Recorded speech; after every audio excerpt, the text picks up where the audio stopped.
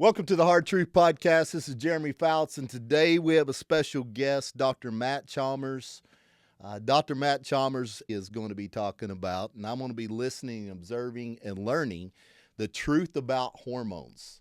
Let me tell you a little bit about Dr. Matt. Dr. Matt is a health and wellness professional, a practicing doctor, but also an author, and you need to go find his book on Amazon, Pillars of Wellness. We'll probably have you tell us a little bit about that. Not so much that they don't buy the book and learn a little bit more, but also a speaker here from Frisco, Texas. Dr. Matt, it's a pleasure and honor to have you in the studio today. I've been following you for quite some time.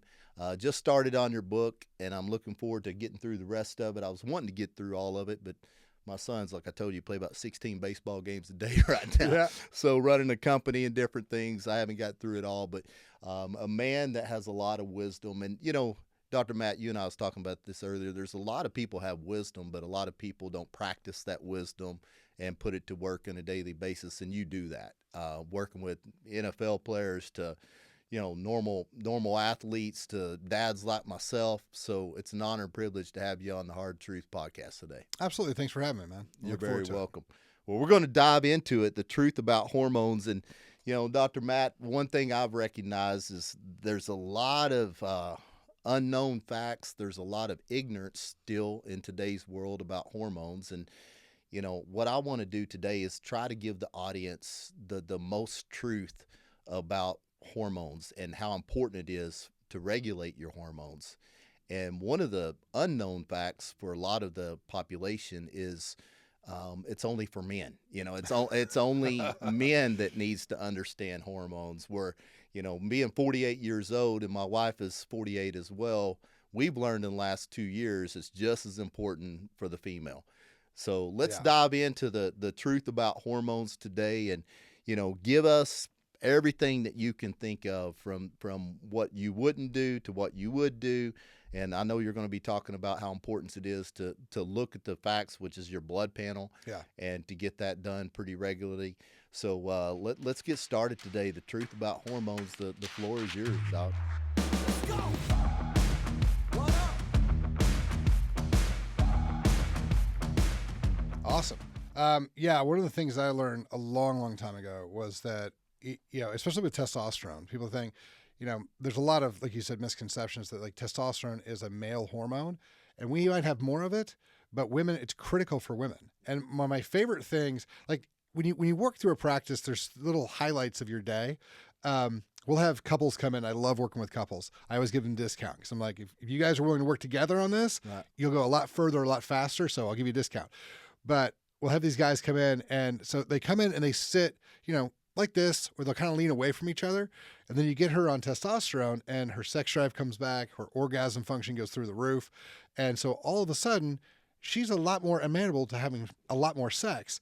And for most guys, that, you know, physical touch is our number one or number two love language. So all of a sudden we feel more loved, more appreciated. And so what happens is that they come back in for like the 3-month checkup, and instead of sitting here leaning apart, they will move the chairs closer together and they will lean towards each other. And it happens 90% of the time. And it is so much fun to watch that. And I can just ask them, like, you know, halfway through the thing, I'm like, so how do you guys feel like the marriage is going? They're like, man, we've never been closer. I'm like, that's shocking. Like, she's got all of her energy back. She's, you know, calmed down mentally, and she's wanting to have sex all the time. Like, that's pretty easy. So, and then he wants to go to the gym more. He wants to eat right. He's like, man, I love this attention that I'm getting. I feel like I'm getting some respect back in my life. Exactly. Yeah. Which is, you know, the one thing that, like, it's so funny because, like, what is it guys need? We need respect. Like, if we got to find a way to pull that respect out of the world. And if we can, we're pretty happy. Like, that's why people are like, well, why'd you buy the Ferrari or this or that? It's like, they're trying to buy respect. So, you know, but at the end of the day, that's a big piece. When you work with women, though, one of the things I've found is that you have to understand where they are, and where your goals are is really important. Because whenever somebody comes in, my first question is like, where are you trying to go? What are your goals? What do you want out of this? And with women, it's always, because they'll come in, they'll be, you know, 40, 45, you know, someone 35. And I'm like, my first question is always, are you wanting to have more children? And if they're like, it's usually funny. Usually it's not I don't know, because that's a yes. But it's usually like, hell no. Like, I am done. And so, and like, these women come in sometimes and they're on estrogen and progesterone and everything else. I'm like, all right, look, first of all, you have to understand what these hormones do. Progesterone's job is to increase blood flow to the uterus so that we can have a healthy baby. Right. If you're not trying to have a baby, you might not need that progesterone. If you don't want to have a menstrual cycle anymore, you might not need that progesterone. Testosterone, specifically cypionate, is my favorite one to use, that ester with these women. Cypionate converts to estrogen. Right. And so a lot of these women come in hot flashes, night sweats, vaginal dryness issues, mental issues where they're just not, not that they're crazy, but they're just like on edge all the time. You give them the testosterone, nothing else. It converts over into estrogen. And so their hot flashes, night sweats, vaginal dryness goes away. The cool stuff is that testosterone also increases blood flow and nerve function to the clitoris, which is where their orgasm function comes from. And then all of a sudden their muscle tissue starts healing itself. So their metabolism starts to come back so they can lose some of that fat. And all of a sudden everything in their world starts getting peachy. Right. Like they're happy as clam.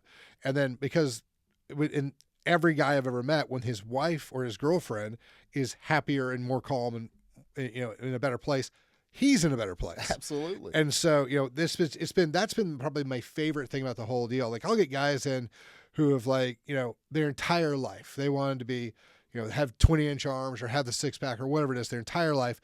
And we'll work them through it and I'll get them, where they need to go. And that's always fun.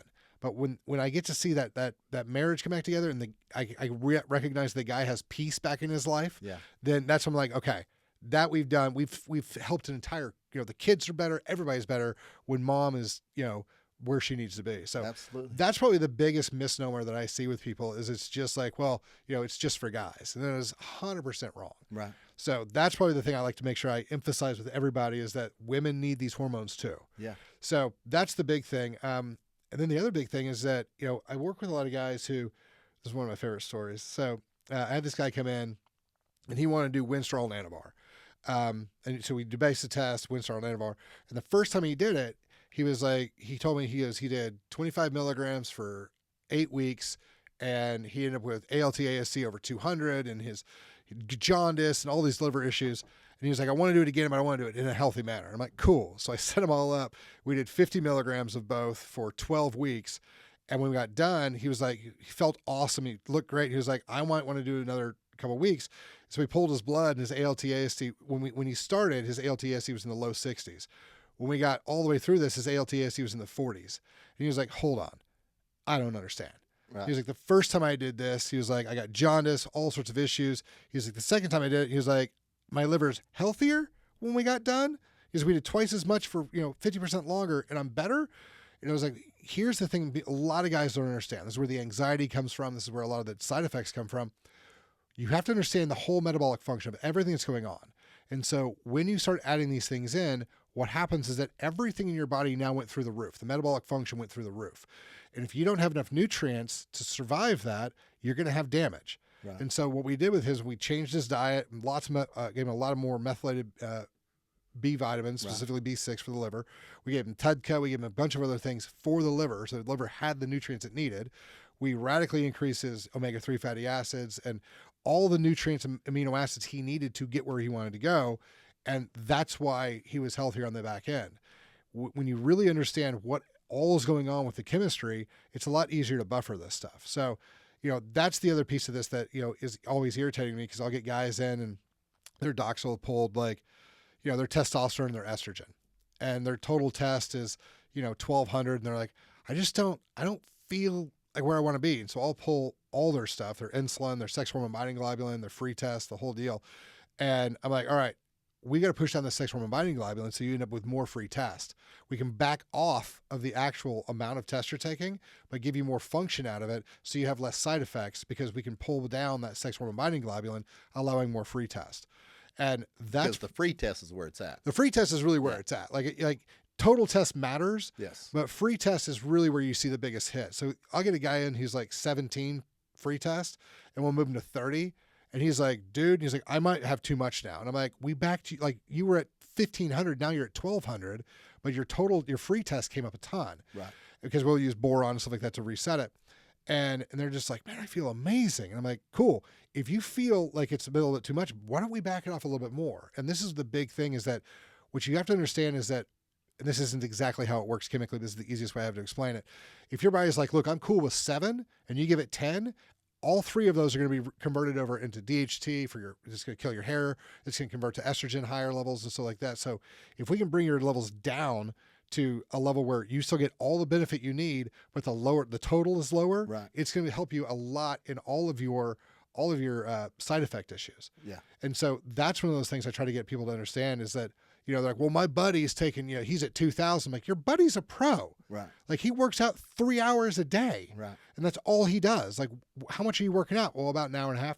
You've got to burn that test off. Right. It's going to do something else if you don't burn it off. It doesn't just go away. So that's one of those big things that we try to get people to understand is the amount that you need is totally different than the amount somebody else needs. But we also have to make sure that the amount you're taking is directed towards your goals. Right. We get guys in all the time who are on giant amounts of tests, but they're not lifting properly. They're not sleeping properly. They're not eating properly. They're not, supplementing properly. And that's where the fallacy in they're not meeting their goals. Right. Is because like, they don't understand that it's all the things. Like, yeah, you got to have your test where it's supposed to be. There's no question. But if you're not lifting properly, Right. if you're not sleeping properly, sleep is probably the biggest thing that I see people messing up on. Oh yeah. If you're not sleeping properly, you're screwed because that's when you heal and regenerate. Right. If you're not supplementing properly, you're also not going to get where you want to go. So, once you put all of them together, it's pretty easy to get things where we want them to go. Probably my favorite trick that I've been doing is we'll get guys in. They're like, hey, I'm running tests. I want to run, DECA and win and this and that. And I'm like, all right, here's the thing. I'm like, I'm bald, so I don't have hair to lose. You've got a nice head of hair, which if you don't care about your hair, that's fine. Like that's Right. you, like whatever it is. But if you want to gain size, let's start talking about peptides. Right. Because if we can start walking into the peptides, a little bit of the, I'm a huge fan of Smorlin and Pormalin, and everybody has their thing. Like, Right. I'm CJC or I'm Testamore. I'm like, fine, whatever. But like, so I love this Smorlin and Pormalin blend.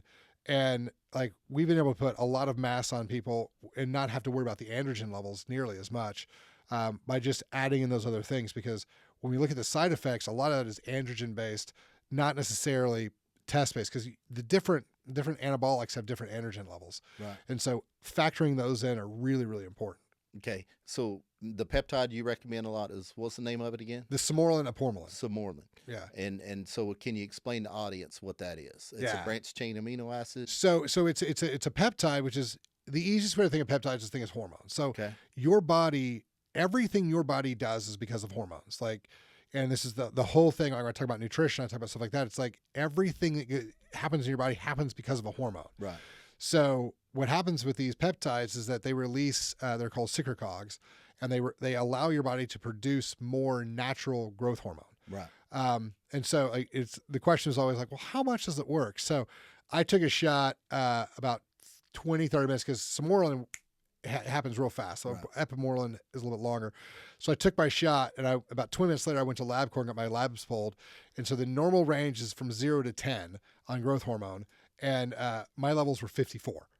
So it definitely works. But we use it for all sorts of things. We'll use it for growing muscle tissue. My personal assistant at my office, she took a softball to the face from a collegiate level male baseball player, shattered her face, broke her eye orbit and her maxilla in like 9 places. She had to get surgery to recoup it. But they were like, you're probably going to lose your eye. And then she damaged the facial nerve, so she couldn't smile. And she was like, am I going to be able to smile again? And the surgeon was like, I don't think so. And which is the worst thing in the world to tell a woman, like, you're going to lose your eye and you're never going to smile right again. And so she was freaking out, and we rebuilt her whole face with peptides. We put her in the hyperbaric chamber so she could get the oxygen in, and we used some LR3 growth hormone, and then we used the Smorlin Pormalin and some other stuff. And she's full function of the nerve. She can smile. Her eyes fine. Everything's fine. She's got a little bit of numbness, but she's doing great. We have guys come in all the time who are broken, and they're like, man, I haven't been able to get this thing to fix or anything. We'll put them on the Smorlin Pormalin. A couple of weeks later, they're like, dude, I feel lots better. This is a really good. I'm like, yeah. We always put it on a base of testosterone, though, because testosterone is your healing hormone. The other thing I always like to tell people is that, this idea that George W. Bush put in everybody's head that testosterone isn't natural irritates the hell out of me because, and I always tell people, testosterone is more natural than vitamin C because your body makes testosterone. Your body does not make vitamin C. Right. So, like, if you want to talk about you want a natural conversation, like, and this is and I get it. This is for testosterone, the esters, the Right. cypionate, propionate, that type of thing. Deca, Win, and Tren, those are definitely not natural, but they're fun if you use them right. But the peptides have been spectacular for what we've been trying to do. Like the GLP-1s, are great. The semaglutide, the tirzepatides, those have been fantastic at reversing metabolic syndrome. I love to fix diabetes, and it's been really, really beneficial for that as well. Because the G from GLP-1 stands for glucagon. Right. And glucagon is the hormone that your body produces when it's trying to tell your body to move over into a fat-burning state and to start producing its own sugar for your blood. And so that process can be inhibited by long-term insulin function. Right. So if you've been eating high glycemic carbohydrates and so your fasting insulin's 16, you're never going to shift over because insulin inhibits glucagon production. So if you give these people GLP-1s, it can force the system to start over, and we can watch that insulin start tracking back down. That's how you break insulin resistance, and that's how you break diabetes. But it's also one of those things where I've had people who've been on pretty clean diets, not full carnivore, not really, really tight keto, but pretty clean diets for months, and their fasting insulin's still high, so they're not going to lose any weight. So using these to kind of jumpstart the metabolism, get them back where they want to go, as long as you are on the right diet and you monitor all the things you have to monitor for GLP-1s, they're pretty safe. Yeah, I love the fact that you educate, the people that you put on testosterone as well, not just giving them a shot and saying, okay, you're going to be like, really fit. And the reason I say that, I had a dad stop me a couple nights ago at a baseball game, and he said, what are you doing? You look pretty good for 48 and different things. And he goes, I'm just at a loss here. He said, I've been on testosterone for 2 years. And I'm like, okay, what are you eating? Pretty much just eats fast food. Yeah. He goes home after work. He's a salesman, eats, junk, drinks alcohol till he goes to bed. So therefore he don't sleep. And I'm like, do you work out? Well, yeah. What do you do? Well, I do the elliptical. I'm like, you're not moving weights. Yeah. You're not eating correctly. I'm like, testosterone is amazing. I mean, you just discovered, you're just telling the audience how powerful it is. Yeah. But it's not going to fix everything. I love the fact that I've never heard anybody say that. You've got to burn that test off. You've got to use that test and put it into good work. Well, and that's the thing, because it's the healing hormone. If you don't break the tissue down, it's not going to heal anything. Right. So, people are always like, well, it's always funny to me when you see these giant jacked guys, and they're like, well, they're just on steroids. I'm like, that pisses me off, because I'm like, well, to be fair, they are, but you've that's 10% of what they've done. Right. Like, my life is so regimented of, I'm going to go to bed at this time, so I wake up at this time. My sleep is all the way dialed in. Like, my nutrition's super tight. Like, you've got to get everything really, really tight to get everything where you want it to be. But the nice thing is that once you kind of maintaining something is so much easier than creating it. Yes. And so a lot of times I'll tell people, I'm like, you're a year out or you're 18 months out from where you want to be. Right. And they're like, all right, cool. I'm like, here's your workout. And it's always funny because it's like, all right, cool. Like I'll talk to them like 6 weeks later, like, when's my workout going to change? I'm like, when your goals change. And they're like, you're not going to change it every 3 or 4 weeks? I'm like, no. Let's master this one first. Yeah. I just had that conversation with a guy the other day. Yeah. Yeah. I'm like, this is what you're going to like. Yeah. Well, how long have you done your workout? I'm like, same workout for about a year. Yeah. Like I'll tweak it here and there if I get sore. Like if you get hurt, tell me and I'll give you different exercises. Right. But they're like the same. I'm like, how do you not get bored? I'm like, here's the problem. You're working on the exercise. I'm working on my form. Yeah. Because like, I don't care what exercise I'm doing. I am hyper focused on my form. Right. And so like if my shoulder drops, I'm doing curls, I'll drop the weight and I'll get something lighter so that I can maintain that perfect form.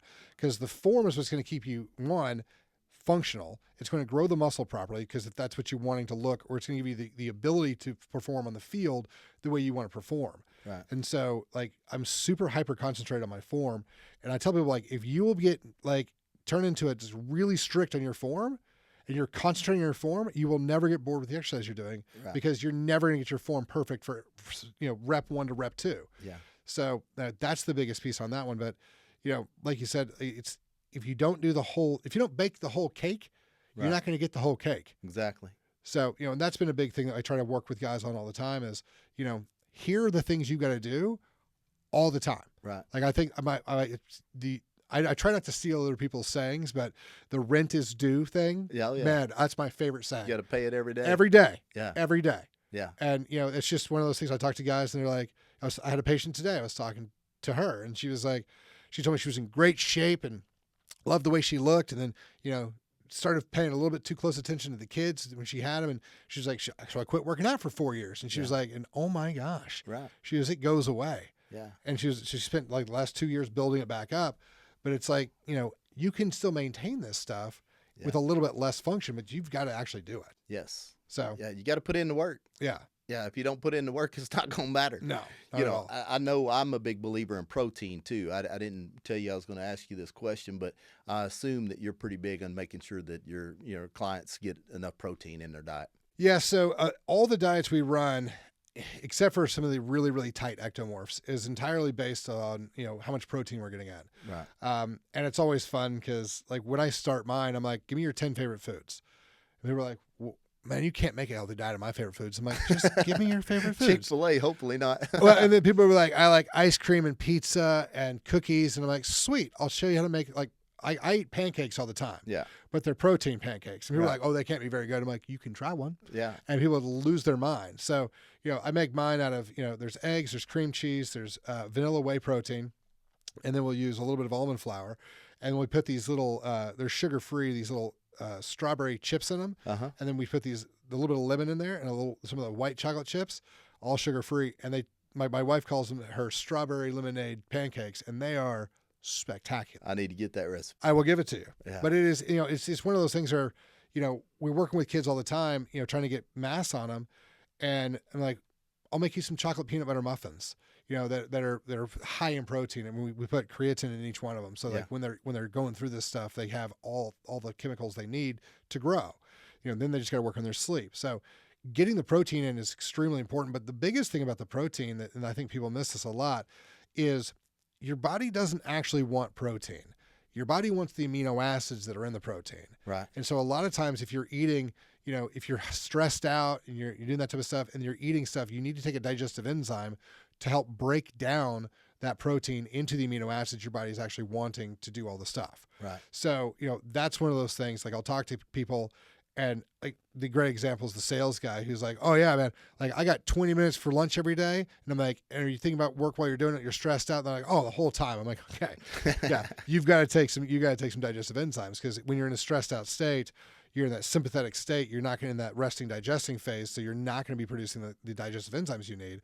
So we need to add this into your protocol. Now, if I can get guys to go work out, which always neurologically shifts you back to that parasympathetic state, then you're going to eat, you'll be fine. Right. But if you're going to be stressed out when you're eating, and you got to take something to help push that along. Right. So that's a big piece that we always make sure people do. But I love, like, my favorite protein, like I eat a lot of whey, but my favorite protein to just take supplementally is collagen. Yeah. Because collagen basically falls apart into your amino acids as soon as you consume it. So Exactly.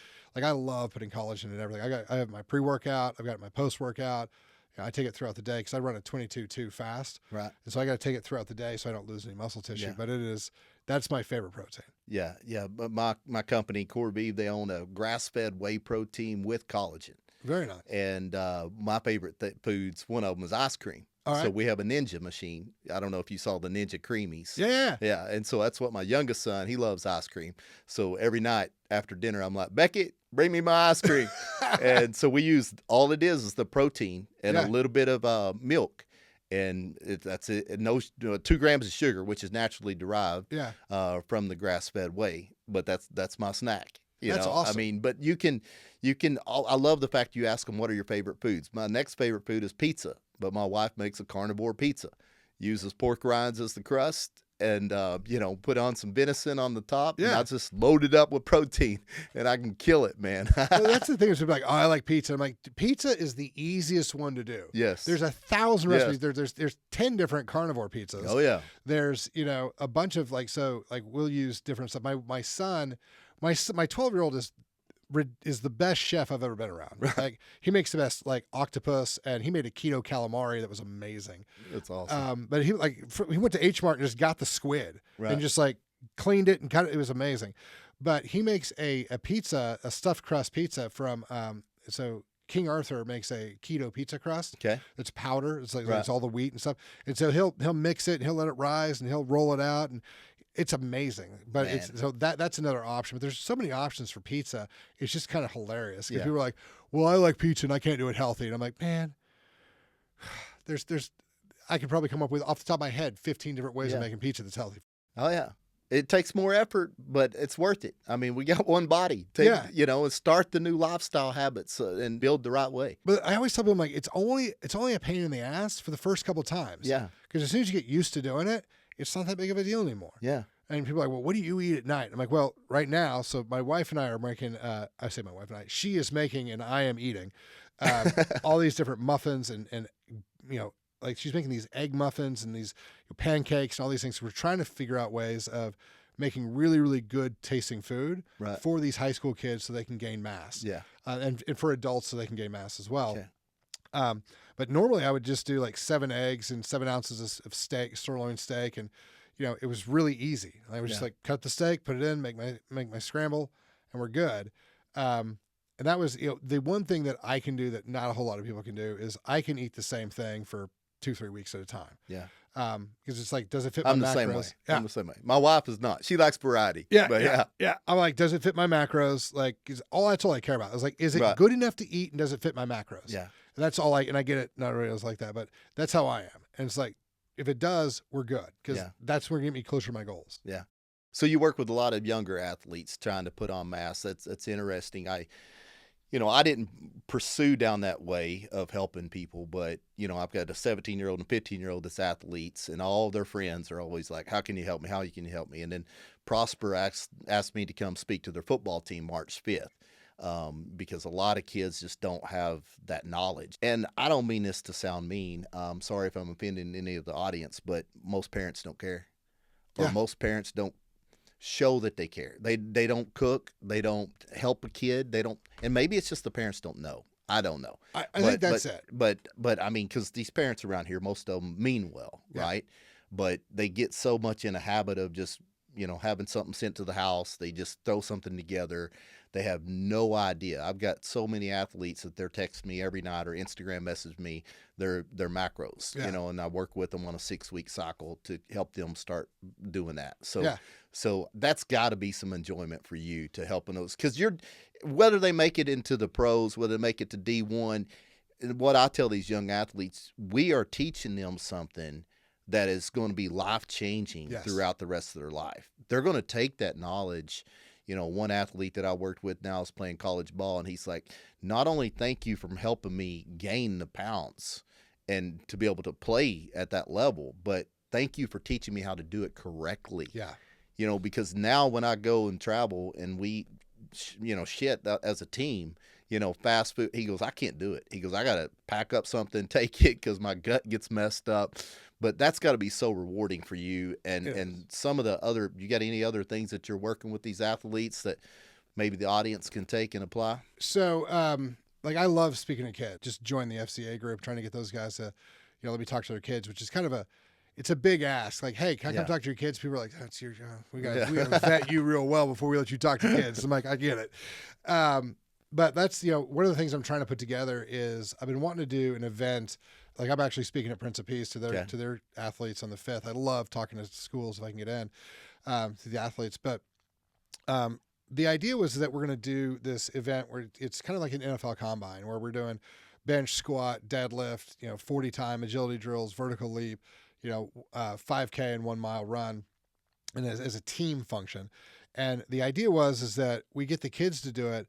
But what I want to have also is I want the dads to do it too. Moms and dads, not just dads, but I want the parents to do it too. And the whole idea is that if you're training for something, even if you're not going to compete against each other or compete with each other, you're both training for the same event. Right. You guys have something to talk about now. You guys have something to do when you go to the event. It's a memory that you guys have. So it's a way to kind of blend the family back together around sports.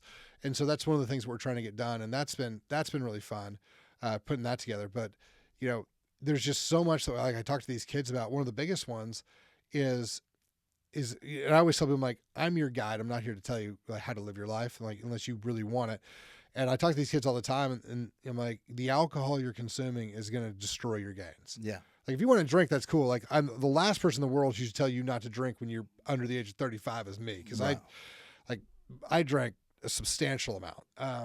But I didn't know the things I know now. Right. And so if I knew, I would probably have hopefully changed my actions. But, that's one of the things I teach these kids is like, here's where all this stuff happens. Here's how the chemistry works. It's now up to you. Now that you have the knowledge, it's your call. Yeah. But now you can't say you didn't know. Yeah. And so I've had a lot of kids be like, it's funny because, I've had kids be like, I don't see the reason I should be drinking. And I'm like, there isn't a whole lot of good reasons why you should be drinking. No.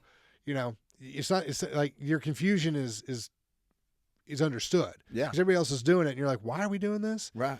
So, but, that's been one of those big things. Again, it's like, putting the whole pie together, the whole cake together is here's how you're going to do all these things. Here's where you're going to be held back.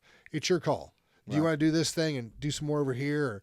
Or, how do you want to play it? But, those are some of the big things we usually walk through. I know we're getting off the topic of hormones, but, I have an audience that really listen to my podcast for several reasons. But, number one, it's dads our age that's trying to get their life back in order. Not that it's bad, but they've lost that drive to compete. Yeah. They've let their body go. They don't know how to get it back.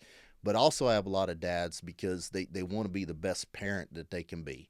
They're like, okay, the hard truth, this guy is just a country boy from Texas, just telling the truth. And I've been in nutrition for 25 years, but I've got 2 boys in the thick of it, just like you have 2 boys in the thick of it. And so before we started, you talked about how you talk to kids about their purpose, and finding that.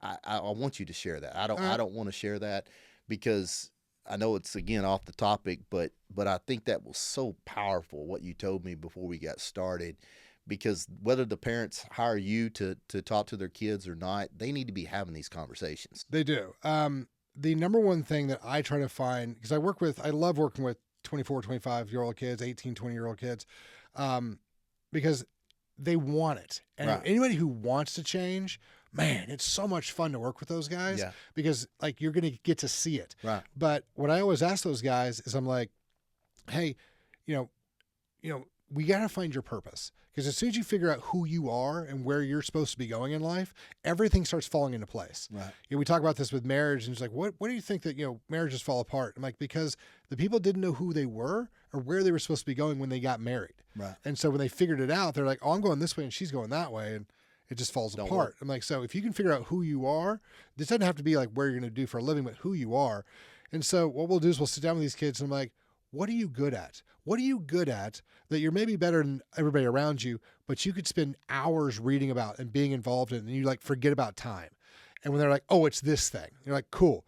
Can you make a living off that? I'm not talking about buying Ferraris. Right. Like, can you actually eat and have a house doing that thing? And if they're like, yeah, I'm like, well, that might be the thing that you need to go down, because God gave us all specific talents or gifts. And if your gifts can drive you in a direction that you like and you enjoy and you can really focus in on, you need to lean into that. So what we'll kind of do is go now to make sure this is where we want to go. We want to make sure that this is the right thing to do. So what we're going to do is it good for you? I'm like, yeah, cool. Is it good for your circle, your parents, your brothers and sisters, the ones, your best friends, the ones around you, right? And then is it good for your community? And is it good for the world? And if it's all of those things, then this is the type of thing that you should start leaning into and you should start doing. And it's kind of impressive because like, it's not that we don't ever tell somebody what they should do or where they should go, because that's not our place. And it also doesn't work. But when you start asking these kids these questions that no one's asked them before, it's awesome to watch me go, huh? And I'll talk to them like 2 weeks later or 3 weeks later. And they're like, hey, I've been thinking about this thing that you said. And I'm like, all right, cool. And so they're like, here are the things I'm thinking about. Here are the places I want to go. Here's the things that are interesting to me. And I'm like, cool, lean into them. Right. And I really think that it's not that these kids can't figure out what their purpose is. And it's not that they can't find their way. It's no one's asking the questions. Right. No one started walking them down the road. And when you start doing that, sometimes it takes, 2-3 months. Sometimes it takes 6 months, but you finally get them, like, you can watch the spark. They're like, I get it. And they start walking down the road. And I've had a couple of these kids, the parents will come back and be like, it's a totally different kid. And I'm like, yeah, because he's becoming a man. Yeah. Like, he's starting to work out, starting to take care of himself, like starting to actually pay attention in the school because the classes now mean something to him. They're like, yeah. And they're like, well, how come? And this is what I hear this all the time. And this is the biggest thing as a father, this is the hardest thing to learn is well, how come when I told him to work out and I told him to drink water and I told him to do these things, he didn't do it. When you told him, he does. I'm like, okay, you got to understand something. I'm not special. I'm just not his dad. Right. The parents occupy psychologically a very specific pillar. And it is I am your safety net. I am here for you all the time, forever. But for them to become their own man, they have to leave you and they have to go do something else. And so what you want to do, the most important thing that I have found to do for my kids is surround them with the people that I know are going to drive them in the direction they need to go. Right. Because they need to view me as the example. And they need to view the other people who are giving them advice as where they should drive themselves. And that's been probably the most important thing that I have learned about being a dad, is that it is my job to surround them with the people they need to be surrounded with so they go where they need to go. Right. Not like, I'm going to tell you where to go everywhere. Even though I know the answers, they're not going to listen to me. No. And so that's been probably the biggest thing that I've learned, is working with these kids, is that's the biggest piece. Yeah. And as a parent too, you should want them to start learning this early. You should want them to want to leave the house to go chase a purpose, to go find what it is that they want. I see a lot of parents, especially in where we live, they want to hold on to them. And I'm like, no. I mean, we all want our kids around, but you want them. I've said this since my boys is 2 or 3. Let's say your boys are good kids. And I'm like, that sounds good, but my goal is to grow good young adults. Yes. That's my purpose right here. I'll report back to you and tell you how that works later on. I'll tell you how it does when they're 30. It's not a job complete yet. Right. Yeah. Like my 12-year-old every once in a while will be like, Dad, I'm 12. And I'm like, well, that's cool. Yeah. Like, because you're 12 now. Like, but I'm not. I've heard this, and I've said something very similar to this all the time. Like, I don't want you to be a great 12-year-old. Yeah. My goal is to make you a great man. Right. And so I'm going to ask you to do stuff that's hard when you're 12, but I'm going to ask you to do stuff that's hard when you're 30. Right. Like, because the stuff I do is hard. Yeah. And it's hard for, a 44-year-old. Right. But the thing is, if you don't get used to hard, you're never going to get where you want to go. No. You're never going to get your potential. No. Yeah, that's awesome stuff. Getting back to hormones, is there anything else about the hormones that if I'm in the audience and I'm like, okay, you used a lot of big names talking about these hormones. You're talking about your liver enzymes and using these acronyms. I don't know what they stand for. Just give me the last 2 or 3 minutes of why, again, is important for me to start the hormone therapy, or how do I even start? And maybe you can share with them your clinic information. Yeah. Because, Doc, there's a lot of people. I remember back me listening to podcasts before I understood it about hormones, and I would kind of just tune it out because I'm like, oh, that's not for me, or maybe I need to check into that. But I really had no way of knowing how to check into that. Can you give us a way to reach out to you, to learn a little bit more, to say, what do I do to get started? I know you're going to start with the blood test, but kind of walk them through. If I'm listening, I say, I want to change what you're saying. I might not fully understand it, but I recognize that I need to get some help here. How they get a hold of you, and what's the process look like from that point on? So, website's chalmerswellness.com. Easier thing is my social media is Dr. Chalmers, the number 1. But the big thing is that we'll start with a blood test. And then I always ask people, like, what are your goals? Like, what are you wanting? Right. And it's always funny because you're like, I want to be healthy. And I'm like, what does that mean to you? Yeah. Because it's what matters to you is what I need to figure out. But we'll pull the blood and we'll kind of see where everything is. And there's a couple of things we got to really key in on. One, obviously the total test, the free test levels, those type of things. We talked about that. The estrogen levels, because as your estrogen levels come up, you start holding water. Right. And so we got to deal with that. Anastrozole or Arimidex. There's 4 or 5 different ways of dealing with it. So estrogen levels are important, but the biggest thing, the thing that makes testosterone theoretically dangerous, is your hemoglobin and hematocrit levels. And we always watch for these in blood. As those start coming up, that's how thick your blood is, which is great to a certain point because that's where all your energy comes from because it carries more oxygen. But at a certain point, it gets a little bit thick. So we got to watch the hemoglobin and hematocrit levels. But we'll start with blood, and then we figure out kind of where you're trying to go. And then we'll get you, we always do a base of testosterone. I prefer cypionate. We've had some guys who are like I've done this before. And cypionate just lasts a little bit longer. Is that right? It's just a different ester. So it's cypionate, propionate, and anthate. Those are different esters. And some people do a little bit different with those individual esters. We'll start with cypionate as a base and be like, how does this feel? And people are like, man, I feel great. Cool. We'll just stick where that is. And then we'll kind of build everything else out for their goals around it. But that's kind of the path that we go, but it's just one lever. And I always tell them, like, if your problems are because you have low T, testosterone will fix it. Right. If it's because you have low T and something else, you'll get better, but you won't get all the way there. Right. And so that's always a big piece. Like, we'll do sleep apnea studies, we do all the time. And half the guys I study have sleep apnea. And we fix that air intake, and all of a sudden these guys are just like, oh my God, like Right. my energy, like I feel amazing. And I'm like, yeah, because you're breathing now. Right. Oxygen's good for you. Yeah. So like those are some of the things we'll run. The biggest thing that we get into is people don't understand the nutrition piece of how every single thing you eat is tied to a hormone. Right. So when you eat carbohydrates, not fiber, but sugars, it's going to create an insulin response that's going to store that as glycogen or as fat. You know, when you don't have the high levels of insulin in your blood, your body's going to produce glucagon. And that was the same, like I said, the same thing Right. from GLP-1. So that glucagon is going to tell your body to produce its own sugar and burn fat. Those are important. Leptin and ghrelin is basically, you know, your hunger or your satiety hormones. And so that's your metabolic function. And so you can walk through and be like, we're going to give you these foods to initiate this hormonal response for this reason. And then we're going to walk you through it and see how you feel. We'll tie that to your somatotype chart and be like, okay, well, you're meso or ectomeso or meso-indo or whatever. And so your body's going to function better with this type of diet because your hormonal function is going to change. And that's been, as soon as I figured that out, that's been really, really fun to work with people and be like, the reason you have to be keto or the reason you have to be this is because of the way your body is sensitive to insulin versus glucagon. And then you kind of explain it to them. They're like, yeah. Like if I watch somebody else eat a donut, I get fat. And I'm like, right. And your buddy Ted over there who eats whatever the hell he wants to and never gains an ounce. They're like, yeah, that's not fair. I'm like, he's an ectomorph. Right. They're like, well, that's not fair. I'm like, well, hold the thing.